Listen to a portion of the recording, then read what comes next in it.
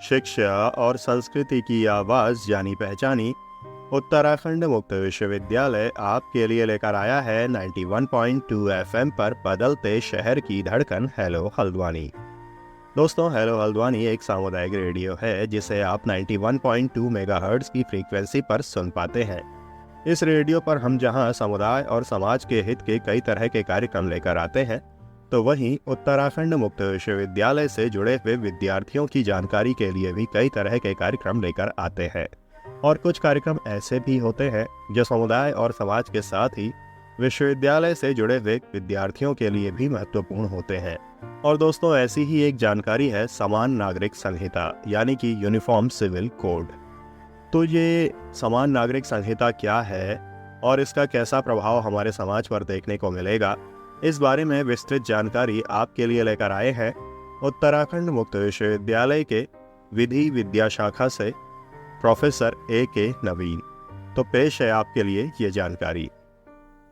नमस्कार, मैं professor A K. नवीन आज एक बार मैं पुनः आपके समक्ष प्रस्तुत हूँ। आज का विषय है समान नागरिक संहिता की आवश्यकता। एक समान नागरिक संहिता का अधिनियमन एक संवेदनशील विषय है, क्योंकि उसका बहुत अधिक राजनीतिकरण किया जा चुका है। यद्यपि कि प्रबुद्ध मुस्लिम समुदाय का अभिमत संहिताकरण के पक्ष में है। इस विषय पर संविधान सभा में जब बहस चल रही थी, मुस्लिम नेताओं ने इस बात की आशंका व्यक्त की थी कि एक समान सिविल संहिता के कारण उनकी वैयक्तिक विधि का अतिक्रमण हो सकता है। परंतु उनके इस भय और संदेह को इंगित करके दूर कर दिया गया है कि इस समय भारत ने एक व्यापक क्षेत्र में विधि की एकरूपता को प्राप्त कर लिया है, और यद्यपि कि वैयक्तिक विधियों के क्षेत्र में विभिन्नता है, परंतु फिर भी उनके संबंध में उल्लंघन जैसी कोई बात नहीं है। यदि सभी के लिए प्रवर्तनीय एक समान विधि को तैयार किया जाता है, तो वह राष्ट्रीय एकता को समृद्धशाली भी बना सकता है। एक समान सिविल संहिता का अभाव ऐसी विसंगति है, उसको पंथ निरपेक्षवाद, विज्ञान और आधुनिकीकरण जैसे संकल्पनाओं पर जोर देकर भी न्यायोचित नहीं ठहराया जा सकता है। डॉक्टर अंबेडकर के अनुसार एक राष्ट्र के रूप में भारत के विकसित होने के मार्ग में जो सबसे बड़ी बाधा है, वह धर्म पर आधारित वैयक्तिक विधियों की विद्यमानता है, जिसके कारण राष्ट्र जीवन अनेक क्षेत्रों में पृथक पृथक खंडों में विभाजित हो गया है। 5 से 10 वर्षों की अवधि में भारत के लोगों को एक समान नागरिक संहिता प्रदान करने की अवश्य गारंटी दे दी जानी चाहिए। भारत के संविधान का अनुच्छेद 44 यह अपेक्षा करता है कि राज्य भारत के समस्त राज्य क्षेत्र में अपने नागरिकों के लिए एक समान नागरिक संहिता सुनिश्चित कराने का प्रयास करेगा। अतः वह राज्य ही है जिस पर देश के नागरिकों के लिए एक समान सिविल संहिता सुनिश्चित करने का कर्तव्य का भार डाला गया है, और निसंदेह उसको वैसा करने की विधायी क्षमता प्राप्त है। इस संबंध में कुछ ऐसे प्रकरण आए जिनके बारे में मैं आपको बताना चाहूंगा। साहबानो प्रकरण। इस प्रकरण में उच्चतम न्यायालय के समक्ष प्रश्न यह था कि क्या एक तलाकशुदा मुस्लिम महिला भरण पोषण की हकदार है। उच्चतम न्यायालय ने विनिश्चय दिया कि साहबानो दंड प्रक्रिया संहिता 1973 की धारा 125 की शरण लेने की हकदार थी, और महर शब्द का तात्पर्य उसके वास्तविक इस्लामिक भावबोध के अंतर्गत उस धनराशि से है जिसका पति द्वारा पत्नी को विवाह पर भुगतान करता है, न कि तलाक पर। महर के राशि का भुगतान का उपयुक्त अवसर तलाक नहीं है। इस वाद में दिए गए विनिश्चय पर देश में बहुत हंगामा हुआ। राजनीतिक दबाव के कारण सत्तारूढ़ पार्टी ने मुस्लिम अल्पसंख्यकों की तुष्टि के लिए तत्काल 1986 में एक अधिनियम, मुस्लिम महिला तलाक पर अधिकारों की संरक्षा अधिनियम पारित किया, जिसकी व्यापक आलोचना की गई। दूसरा केस है मेरी राय बनाम केरल राज्य का प्रकरण। इस वाद में श्रीमती मेरी राय ने ईसाई उत्तराधिकार अधिनियम, ट्रावनकोर क्रिश्चियंस सक्सेशन एक्ट 1916 के उपबंधों को चुनौती दी गई थी, जिसमें पिता की संपत्ति में उत्तराधिकार के मामले में पुत्रों और पुत्रियों के बीच भेदभाव किया गया था। परंतु उच्चतम न्यायालय के विनिश्चय के परिणाम स्वरूप ईसाई स्त्रियां भारतीय उत्तराधिकार अधिनियम के अधीन पुरुषों के समकक्ष ला दी गई हैं, जिसमें पुत्रों और पुत्रियों के बीच कोई भेदभाव नहीं किया गया है। तीसरा प्रकरण है राष्ट्रीय गान का प्रकरण। इस वाद में उच्चतम न्यायालय ने अभिनिर्धारित किया है कि किसी व्यक्ति को जिसका धार्मिक विश्वास राष्ट्रगान गाने की अनुमति नहीं देता, उसे राष्ट्रगान गाने के लिए बाध्य नहीं किया जा सकता है। इस निर्णय के अत्यंत दूरगामी परिणाम हो सकते हैं। राष्ट्रगान गाना एवं राष्ट्रध्वज का सम्मान करना प्रत्येक नागरिक का कर्तव्य होना चाहिए।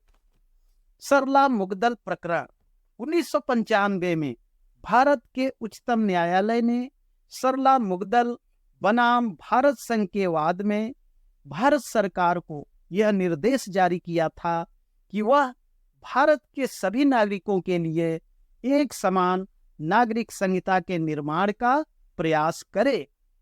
इस वाद में हिंदू पति द्वारा द्विविवाह के अपराध से बचने के लिए इस्लाम धर्म में परिवर्तन का एक गंभीर मामला उच्चतम न्यायालय के समक्ष आया था।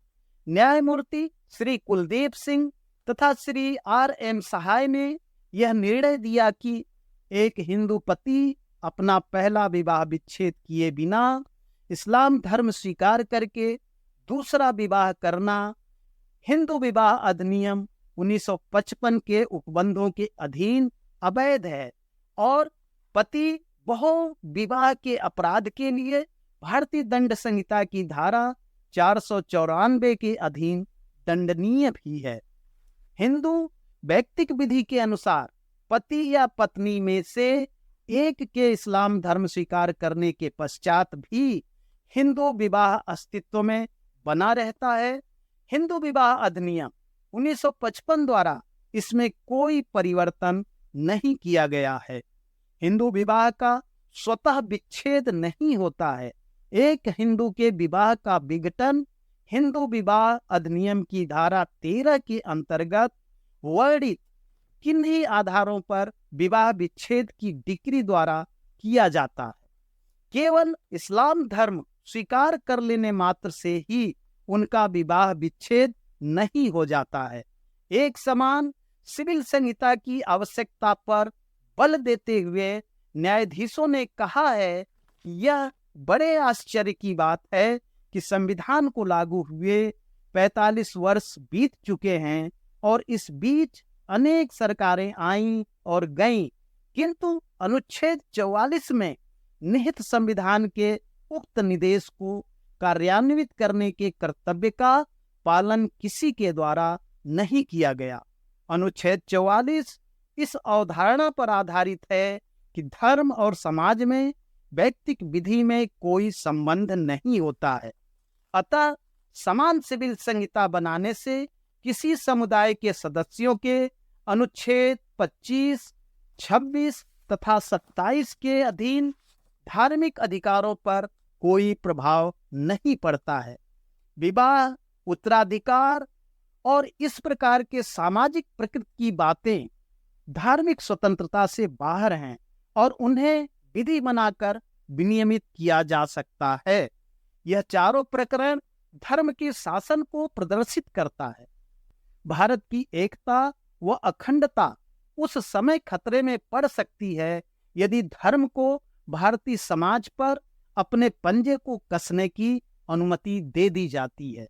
हमारा देश एक संपूर्ण प्रभुत्व संपन्न समाजवादी पंथ निरपेक्ष लोकतंत्रात्मक गणराज्य है और राज्य का अपना कोई धर्म नहीं है।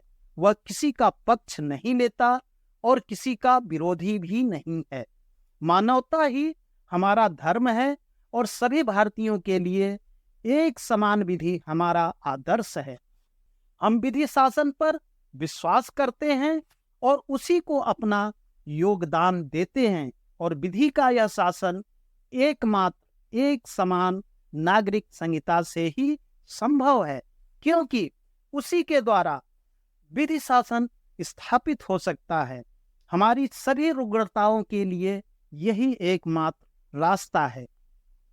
अक्टूबर 1986 में टाइम्स ऑफ इंडिया में यह खबर प्रकाशित हुई थी कि स्वैच्छिक एक समान सिविल संहिता का एक विधेयक संसद के समक्ष विचार करने के लिए लगभग तैयार हो गया है। उक्त प्रस्तावित विधेयक में विवाह, तलाक, अवयस्कता, भरण पोषण, संरक्षता और उत्तराधिकार जैसे विषयों को सम्मिलित किया जाना प्रस्तावित था। वह विधेयक उन लोगों के लिए प्रस्तावित था जो उनको पसंद करते। उस विधेयक के पारित हो जाने पर विशेष विवाह अधिनियम 1954 को निरसित कर दिया जाता। इस प्रस्तावित विधेयक में वैवाहिक अधिकारों के पुनर्स्थापन और न्यायिक पृथक्करण के लिए भी विस्तृत उपबंध थे। इस विधेयक में वैवाहिक अनुष्ठान के सभी परिणामों को विनियमित किया गया था, जिससे ऐसे किसी भी व्यक्ति की अथवा उसके आश्रितों के भरण पोषण, अवयस्कता अथवा संरक्षता को भी सम्मिलित किया गया था। उन व्यक्तियों की संपत्ति का उत्तराधिकार जिनके विवाह का अनुष्ठान इस विधेयक के अधीन किया जाता और ऐसे विवाह की संतानों की संपत्ति को भारतीय उत्तराधिकार अधिनियम 1925 के अधीन विनियमित किया जाना प्रस्तावित था। इस विधेयक में पत्नी, विधवा, वधू, संतानों और वृद्ध तथा निर्बल माता पिता के भरण पोषण का भी उपबंध किया गया था। पत्नी को पति द्वारा उसके जीवन पर्यंत भरण पोषण करना था और उसको यह अधिकार दिया गया था कि वह भरण पोषण के अपने अधिकार को समाप्त किए बिना अलग रह सकती थी। यदि उसका पति अभित्याग का दोषी है या उसने उसके साथ क्रूरता का बर्ताव किया है या वह कुष्ठ रोग से पीड़ित है, पत्नी, पुत्र और पुत्रियों को भी, चाहे वे धर्मज हों अथवा अधर्मज, अपने पति की मृत्यु के बाद भरण पोषण का हकदार उन्हें बनाया गया था। एक समान नागरिक संहिता के कुछ लाभ हैं। यदि एक समान नागरिक संहिता को अधिनियमित और प्रवर्तित किया जाता है तो उससे राष्ट्रीय एकीकरण में मदद मिल सकती है और उसमें त्वरित गति आ सकती है। विधि के अतिव्यापी उपबंधों से बचा जा सकता है। व्यक्तिगत विधियों के कारण होने वाली मुकदमेबाजी में कमी आ सकती है। राष्ट्रीय एकता की भावना में वृद्धि हो सकती है। सांप्रदायिक तथा अलगाववादी ताकतों को सदा के लिए परास्त करते हुए राष्ट्र को सशक्त और मजबूत बनाया जा सकता है। वैवाहिक उम्र, बहुविवाह, हलाला, तलाक तथा जनसंख्या पर नियंत्रण लगाया जा सकता है। इससे सभी समुदायों में समानता होगी और देश की एकता और अखंडता भी सशक्त होगी। धन्यवाद।